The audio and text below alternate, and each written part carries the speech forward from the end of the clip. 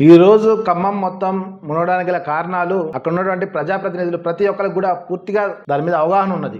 ఎవరు అధికారంలో ఉన్నప్పుడు ఏదైతే ఆక్యుపై చేసుకున్నారో ఏ చెరువుల్ని చిన్నగా మలిచేసి ఆ యొక్క నీరు ఎటుపోకుండా ఈ యొక్క ప్రజల మీదకి వచ్చినట్టుగా చేసిన విధానం ఉన్నటువంటి ప్రతి ఒక్క ప్రజా ప్రతినిధికి తెలుసు. ఈ రోజు మీరు దూషించుకొని ఒకరికొకరి మీద రాళ్ళేసుకొని దీన్ని రాజకీయంగా కుట్రగా మీరు మలుచుకొని నిజంగా ఇప్పుడు ప్రజలు పడుతున్న ఇబ్బందుల్ని మీరు విస్మరిస్తూ ఈ యొక్క ప్రజాప్రతినిధులు ఉండడం మాకెంతో సిగ్గుసేటుగా అనిపిస్తుంది. ఈ రోజు ఒక్కొక్కరు ప్రాణభీతితో భయపడుతూ అదే విధంగా సర్వం కోల్పోయి ఈ రోజు నడి రోడ్డు మీదకి వచ్చిండ్రు ఖమ్మం ప్రజలు. అదే విధంగా మహబూబ్ నగర్ లో కూడా అదే విధంగా, మహిబాద్ లో కూడా అదే విధంగా చాలా మునక ప్రాంతాల్లో కూడా ఎంతో మందికి రైతులకి ఎన్నో ఇబ్బందులు ఏర్పడుతున్నాయి. ఈ రాష్ట్ర ప్రభుత్వాన్ని ఒకటే డిమాండ్ చేస్తున్నాం, ప్రతి ఒక్కరికి కూడా శిక్ష కల్పించాలా. రైతులకే కాకుండా ఎవరైతే నష్టపోయారో ఆ యొక్క కుటుంబాలను మీరు ఆదుకోవాలి, వారికి కావాల్సిన వసతులను ఏర్పాటు చేయాలని విద్యార్థుల రాజకీయ పార్టీ తరఫున డిమాండ్ చేస్తున్నాం. పొంగులేటి శ్రీనివాసరావు గారు కూడా మేము ఒకటే చెప్తున్నాం, మీరు ఇంత ముందు ఏదైతే కాలువలు ఆక్యుపై చేసినండి మీకు ఇరిగేషన్ డిపార్ట్మెంట్ నోటీసులు ఇచ్చి దాన్ని కూల్చండి అని అంటే మీరు హైకోర్టుకి వెళ్లి ఉత్తర్వులు తెచ్చుకొని దాన్ని కూల్చకుండా ఆపుకున్నారు. ఈ ఉదాంతాలు మీ దగ్గరే ఉన్నాయి. ఈ రోజు మీరు హైదరాబాద్ లో ఏదైతే హైడ్రా పేరుతో కూల్చుతున్నారో